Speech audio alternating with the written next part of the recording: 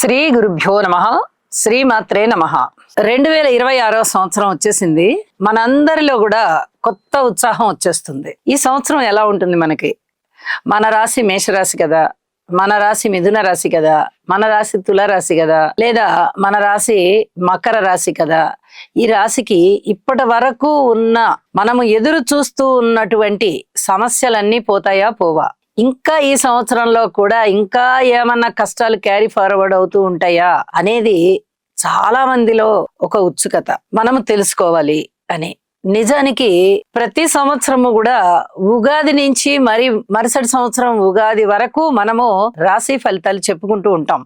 ఇది మనకి చాంద్రమానంలో కొన్ని వందల వేల సంవత్సరాల నుంచి ఆనవాయితీగా వస్తూ ఉన్నటువంటి విషయం. మరి ఈ కొత్త సంవత్సరం మారంగానే మనకి ఇలాంటి ఆశలు ఎందుకు వస్తాయి? ఉగాదికే రావాలి కదా అంటే, ఎప్పుడైతే సంవత్సరం మారుతుందో ప్రతి వారికి కూడా ఒక ఆశ కలుగుతుంది. మనము ప్రతినిత్యము వాడుకునేది ఇంగ్లీష్ క్యాలెండర్. పండుగలు చేసుకునేది, పుట్టినరోజులు చేసుకునేది, అలాగే మంచి రోజులు చూసుకోవాలి అనుకునేది, ఇవన్నీ కూడా చాంద్రమానం ప్రకారంగా చేసుకుంటూ ఉంటాం. కానీ మనకి అంత ఓపిక ఉండదు. మళ్ళీ ఉగాది వరకు ఆగి అప్పుడు మళ్ళీ సంవత్సర ఫలితాలు తెలుసుకోవాలి అంటే అప్పుడు తెలుసుకుందాం తెలుగు సంవత్సరం ప్రకారం, ఇప్పుడు ఇంగ్లీష్ క్యాలెండర్ ప్రకారంగా ఇప్పుడు తెలుసుకుందాం అని మనం సర్ది చెప్పుకుంటూ ఉంటాం. నిజానికి ప్రతిరోజు జాతకం చెప్పుకోవచ్చు.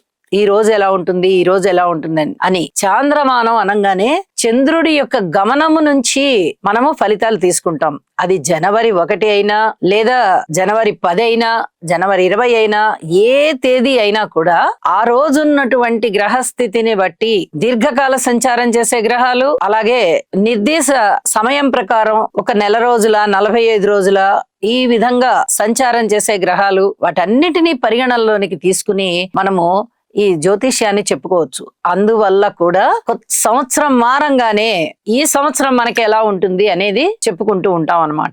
ఇప్పుడు ఆ కారణంగానే 2026వ సంవత్సరం అంతా ఎలా ఉంటుంది అనేది జనవరి 1వ తేదీన ఉన్నటువంటి గ్రహస్థితుల ఆధారంగా చెప్పుకోబడుతుంది. కాబట్టి దీర్ఘకాల సంచారం చేసేటటువంటి గ్రహాలు ఎక్కడెక్కడ ఉన్నాయో దానిని బట్టి మనము ఈ సంవత్సరం అంతా కూడా ఏ విధంగా ఫలితాలు ఉంటాయి అనేది చెప్పుకోవచ్చు. ఈ దీర్ఘకాల సంచార గ్రహాలు వాటి నిర్దేశిత కాలం అయిపోగానే మారిపోతాయి. కాబట్టి అలా మారిపోయినప్పుడు వాటిని పరిగణనలోనికి తీసుకొని ఆ సంవత్సరం అంతా ఎలా ఉంది అనేది చెప్పుకుంటాం. ఆ క్రమంలోనే 2026వ సంవత్సరంలో అత్యద్భుతంగా ఎవరికి ఉన్నది, ఈ అత్యద్భుతమైన ఫలితాలు ఉన్నటువంటి రాశులు ఏ ఉన్నాయి అని ఒక్కసారి విశ్లేషణ చేస్తే 2026వ సంవత్సరంలో అత్యద్భుతమైన ఫలితాలు ఉన్నటువంటి రాశి ఏది అంటే వెంటనే చెప్పుకోవచ్చు సింహరాశి అని. ఎందువల్ల అండి అంటే, సింహరాశి వారికి రాహుకేతువుల యొక్క స్థితి సంచారము అంతగా బాగలేకపోయినా, శనిగారి యొక్క సంచారము కూడా అంత బాగాలేకపోయినా, గురువు గారు ఇచ్చే ఫలితాలు సంవత్సరం పొడుగుతా కూడా అత్యద్భుతంగా ఉన్నాయి. ఇది ఇక్కడ చెప్పుకోవాల్సినంత గొప్ప విషయం అన్నమాట. ఎప్పుడైతే గురువు గారి యొక్క బలము చాలా చాలా బాగుంటుందో, ఇక ఇతరత్ర ఏ గ్రహాల వల్ల అశుభ ఫలితాలు ఏర్పడుతున్నా కూడా వాటిని తట్టుకోగలిగేటటువంటి శక్తి వస్తుంది. అదే గురువు గారి యొక్క గొప్పతనం. గురుబలం బాగుంది అంటే ఏ అడ్డు ఆటంకాలు వచ్చినా వాటిని అధిగమించగలిగే తెలివితేటలు, చురుకుదనము, ఉత్సాహము, చాకచక్యము, సమయస్ఫూర్తి అన్నీ కలుగుతాయి. ఆ గురువు యొక్క మహత్యమే అలాంటిది. నిజం చెప్పాలంటే రాశిలో కేతువు ఉన్నారు, సప్తమంలో రాహు ఉన్నారు. మరి ప్రజా సంబంధాలు గాని, వైవాహిక బంధాలు గాని కాస్త సడిలేటటువంటి పరిస్థితి కనిపిస్తూ ఉంటుంది. ఇల్లొక రణరంగమా అనిపించేటట్టుగా ఉంటుంది. రోజు రోజు పరిస్థితులు అలాగే అనిపిస్తూ ఉంటాయి. దానికి తోడు అష్టమంలో శని గారి యొక్క సంచారం కూడా ఉంది. ఈ 3 గ్రహాల సంచారము వల్ల మనశ్శాంతి లేకుండా ఉంటుంది. కానీ 2026వ సంవత్సరం ప్రారంభం రోజున కూడా గురువు గారి యొక్క సంచారము లాభస్థానములోనే ఉంటూ ఇక అక్కడ దగ్గర నుంచి రాశిలోకి వచ్చే వరకు గురువు గారి యొక్క బలము ప్రతిరోజు బాగుంది. ఇది చాలా గొప్ప విషయం అన్నమాట. అష్టమ శని జరుగుతూ ఉండగా గురుబలం ఉన్నట్టయితే చాలా ఉపయుక్తం అవుతుంది ఆ గురుబలం. అలాగే రాహుకేతు దోషాలకి కూడా మనస్సు చాలా బేలగా అయిపోయినప్పుడు అదే మనస్సుని చాలా దృఢంగా చేసేవారు కూడా గురువు గారే. ఇవన్నీ మానసికంగా మన మీద పనిచేసేటటువంటి గ్రహాల ప్రభావం. ఒక నిమిషంలో చాలా ధైర్యపడిపోతాం, ఇంకో నిమిషంలో పూర్తి ధైర్యవంతులు అవుతాం. ఎందువల్ల ఇలా జరుగుతోంది అంటే చంద్రుని యొక్క ప్రభావము ముఖ్యంగా, అలాగే గ్రహ సంచారాల ప్రభావము మనిషి మీద ఆ ప్రభావాన్ని చూపిస్తూ ఆలోచనల రూపంలో మనని నిర్వీర్యం చేయడం గాని, బలోపేతం చేయడం గాని చేస్తూ ఉంటాయి. ఇది అంతరార్థం. గురుబలం బాగుందనుకోండి, అర్ధాష్టమ శని గాని, అష్టమ శని గాని, ఏలినాటి శని గాని, ఏ రకమైన శనిగారి ఇచ్చే దుష్ట ఫలితాలైనా కూడా తట్టుకోగలిగే సామర్థ్యం ఉంటుంది. ఇక్కడ అలాంటిదే కనిపిస్తోంది. సింహరాశి వారికి లాభస్థానంలో గురు సంచారం వల్ల ఏర్పడుతోంది. మరి ఈ లాభస్థానంలో ఎన్నాళ్ళు ఉంటారంటే మొదటి 6 నెలల కాలం ఉంటారు. 2026 సంవత్సరంలో జనవరి 1 దగ్గర నుంచి జూన్ 1వ తేదీ వరకు 5 నెలల కాలం. ఈ 5 నెలల కాలం ఇక్కడ సంచరిస్తూ ఉన్నారు. అయితే ఆ తదుపరి 5 నెలల కాలము అక్టోబర్ 31 వరకు వ్యయస్థానంలోకి వస్తున్నారు. ఇక అక్కడ దగ్గర నుంచి డిసెంబర్ 31 వరకు, అక్టోబర్ 31 నుంచి డిసెంబర్ 31 వరకు రాశిలోకి వచ్చేస్తున్నారు.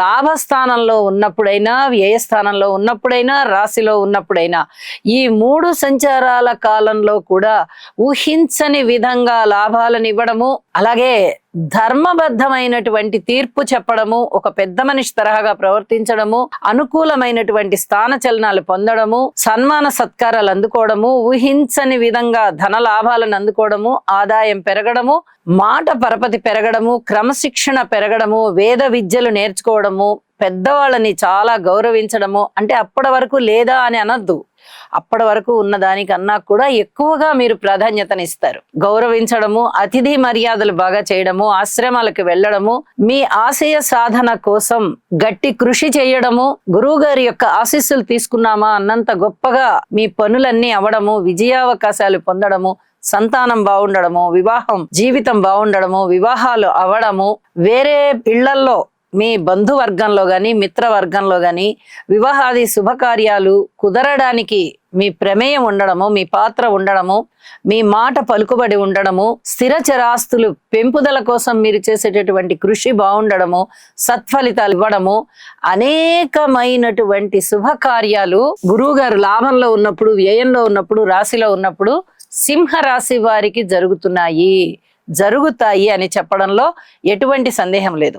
వరసగా 3 రాసుల్లోనూ 1 సంవత్సర కాలంలోనే గురువు గారు సంచరిస్తూ ఉన్నారు. ఇది ఒక విశేషవంతమైన ఫలం అనే చెప్పాలి. మరి ఇలా ఉన్నప్పుడు అద్భుతమైనటువంటి ఫలితాలు మీ సొంతంగా మీరు ఆస్వాదిస్తున్నారు. గురువు గారికి సర్వస్య శరణాగతి పొందండి. డిసెంబర్ 8వ తేదీన కేతువు యొక్క మార్పు వ్యయంలోకి వెళ్ళి రాహు గారి యొక్క మార్పు షష్టంలోకి వస్తోంది. ఇక అద్భుతమైన ఫలితం మళ్ళీ రాహు గారి వల్ల, శని గారి వల్ల లేదు. అయితే ఇక్కడ ఇంకొక విషయాన్ని తెలియజెప్పాలి.